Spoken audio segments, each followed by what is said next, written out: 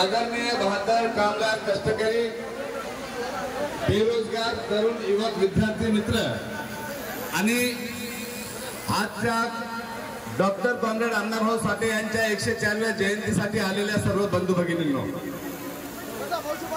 अण्णाभाऊ साठे यांच्या जयंतीचा कार्यक्रम दरवर्षी आपण 1 ऑगस्ट पासून ते 1 महिना मोठ्या उत्साहाने आणि थाटामाटामध्ये समग्र देशामध्ये साजरा करतो।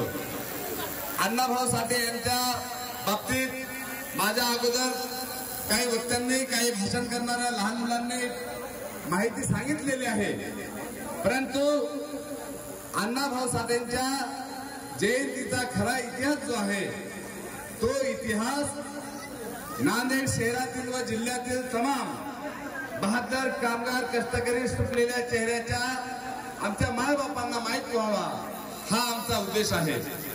मी माझ्या समाजातील आणि नांदेड जिल्ह्यातील विविध पक्ष संघटनेच्या पदाधिकाऱ्यांचे आभार व्यक्त करतो, कारण मी मार्क्सवादी कम्युनिस्ट पक्षाचा कार्यकर्ता या नात्याने, centre of Indian trade union कामगार संघटनेचा जिल्हा जनरल सेक्रेटरी या नात्याने आणि माझ्यावरची विश्वासार्हता आपल्या समाजातल्या लोकांनी दाखवली। 2024च्या जिल्हा जयंती मंडळाच्या अध्यक्षपदाची माझ्यावर जबाबदारी दिली। वेगवेगळ्या मान्यवरांनी, आमच्या जाती धर्मातील वेगवेगळ्या अधिकाऱ्यांनी, कर्मचाऱ्यांनी, सहकाऱ्यांनी सहकार्य केलेलं आहे। आता माझे मित्र सचिन शेख कासलीवाल जे जनकिसान आंदोलनाचे नेते आहेत, त्यांनी 3 क्विंटल बुंदीचं वाटप आपल्या एका शब्दावर केलेलं आहे। त्यांचं सर्वांनी टाळ्या वाजवून स्वागत करावं अशी विनंती करतो। आपल्या कार्यक्रमाचे अध्यक्ष जगातील प्रसिद्ध आणि सुप्रसिद्ध हृदयरोग तज्ञ डॉक्टर व्यंकटेश काब्दे साहेब आहेत। त्यांच्यासाठी 1 मिनिट महत्वाचा असून सुद्धा ते इथं आलेले आहेत, त्यांचे मी आभार व्यक्त करतो। दुसरे उद्घाटक जे आहेत माननीय डॉक्टर सुनील कदम साहेब, जे राष्ट्रवादी काँग्रेस पक्षाचे शरदचंद्र पवार गटाचे अध्यक्ष आहेत, त्यांचा देखील अमूल्य वेळ काढून ते इथं आलेले आहेत।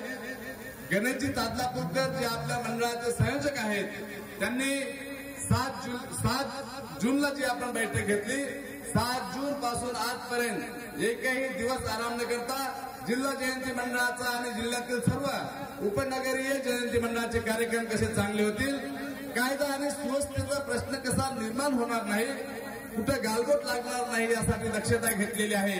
आणि आजच्या जयंती मंडळाच्या वतीने स्वर्गीय समाजभूषण दिवंगत आपले वाघमारे मामा शंकरराव शेकोजी वाघमारे मामा जे आहेत, त्यांना देखील मी इथं क्रांतिकारी अभिवादन करतो। आणि आपला अखंड 1986 पासूनचा जयंती सोहळ्याचा कार्यक्रम जे आहे, त्या कार्यक्रमाच्या अनुषंगाने माझं प्रस्तावित जे आहे ते केवळ 2 ते 4 मिनिटांमध्ये संपवतो। अण्णाभाऊ साठे यांचा जन्म वगैरे आपल्याला माहित आहे, मृत्यू झालेला माहित आहे। आपल्या घरी 1.5 दिवस शिकलेल्या शाळेतल्या माणसाच्या फोटो आहेत, त्यांची आपण पुण्यतिथी करतो, जयंती करतो, परंतु हे सर्व का होतं याचं विश्लेषण आणि याची माहिती कुणी सांगायला तयार होत नाही। त्याचं कारण आहे, लाल बावटा कलापथक मंडळाची स्थापना ज्यावेळेस अण्णाभाऊ साठेंनी 1985ला केली, त्यावेळेस स्टॅलिनग्राडचा पोवाडा त्यांनी लिहिला आणि रशियामध्ये जगातली पहिली लाल झेंड्याने क्रांती केली होती। त्या क्रांतीचं प्रतीक म्हणून अण्णाभाऊ साठेचा पोवाडा त्या काळामध्ये 7 समुद्रापार गेला होता आणि तिथल्या लाल बावट्याच्या कम्युनिस्ट पक्षाने त्यांना निमंत्रित केलं होतं।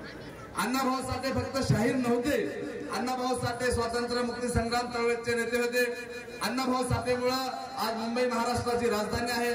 अण्णाभाऊ साठेमुळे गोवा मुक्ती संग्रामचा लढा झालेला आहे आणि हा क्रांतिकारी जाज्वल्यपूर्ण इतिहास जो आहे तो एका सुटलेल्या चेहऱ्याच्या माणसाचा आणि कामगार कष्टकरी काम करणाऱ्या घरामध्ये जन्मलेल्या एका सुपुत्राचा आहे। अण्णाभाऊ साठे गिरणी कामगार म्हणून काम करत असताना ज्यावेळेस आपल्या इथं सुधीर कुमार गोविंदने 1991ला रात्रीच्या शाळा चालू केल्या होत्या सर्व शिक्षा अभियानामध्ये, त्या अंतर्गत त्यावेळेस कम्युनिस्ट पार्टीमध्ये देखील शिक्षण दिलं जात होतं आणि अण्णाभाऊ साठेंना सर्व शिक्षण दिल्याच्या नंतर त्यांना आवड असल्यामुळं, त्यांनी नेतृत्व गुण असल्यामुळं चांद्यापासून बांद्यापर्यंत म्हणजे मुंबईपासून चंद्रापर्यंत त्यांना नेता म्हणून ओळखत होते। परंतु 1986च्या नंतर ज्यावेळेस नांदेडमधले दिग्गज मातंग समाजाचे IP बसवंत असतील, ऍडव्होकेट राम वाघमारे असतील, शंकर शेकोजी वाघमारे असतील, या सर्व दिग्गज नेत्यांनी त्यावेळेस अण्णाभाऊ साठेची पहिली जयंती नांदेडमध्ये सुरुवात केली।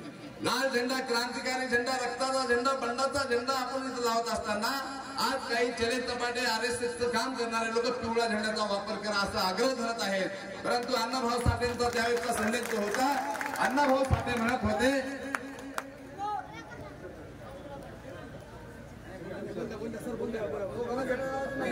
सर्व आपलेच आहेत, परंतु अण्णाभाऊ साठे हे कम्युनिस्ट होते। अण्णाभाऊ साठेची जयंती जगामध्ये साजरी केली जाते। 1.5 दिवस शाळा शिकलेल्या माणसाला रशियाला जाता आलं। आज आपण आपल्या गल्लीमध्ये आजूबाजूला BA BCom झालेल्या माणसांना दिल्ली मुंबई माहित नाही। हे फरक जे आहे, हे फरक जे आहे कामगार कष्टकऱ्यांच्या बाजूच्या लढ्याचा आहे।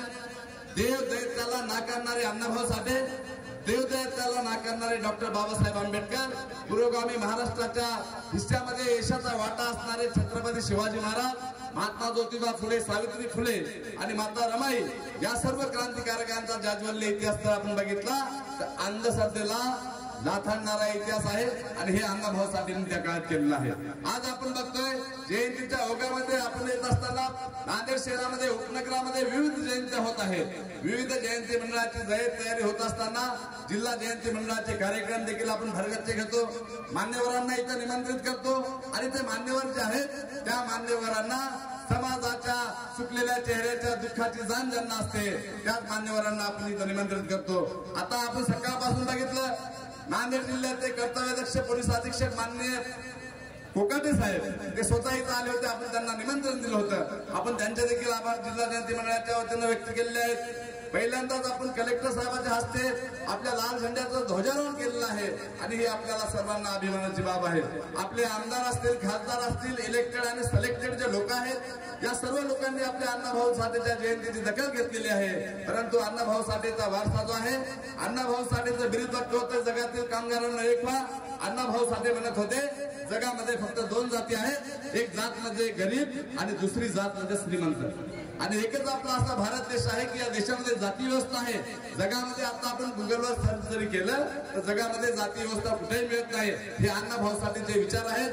राजकारण येत असतं प्रत्येक जयंतीमध्ये, कारण अण्णाभाऊ साठे राजकारणी होते आणि ते राजकारणी माणसं असतात ज्यांच्या जयंती आणि पुण्यतिथ्या होतात। अन्यथा आपल्या मायाबापाचे वाढदिवस आपण कधी करत नाही।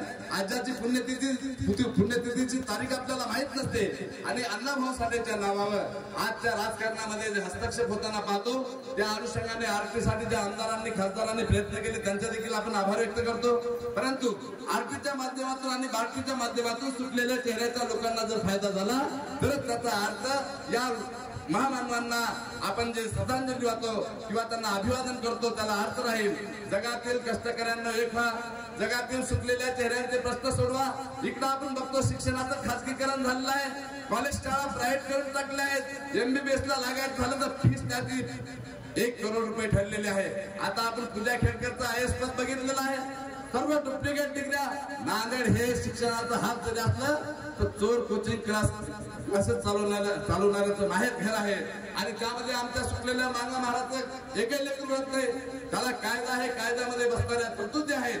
आता आमच्या मंडळाला, जिल्हा जयंती मंडळाला ज्यांनी सहकार्य केलेलं आहे, ज्यांनी मदत केली आहे त्यांचा आम्ही आभार व्यक्त करतो। राजकारणी म्हणून सांगतो ज्या 2 नंबरच्या धंद्यावाल्यांनी आम्हाला सहकार्य केलेलं नाही त्यांचा आम्ही काटा काढल्याशिवाय राहणार नाही। एवढे बोलून माझे 2 शब्द संपवतो। इनकलाब जिंदाबाद, जय भीम, लाल सलाम। यानंतर या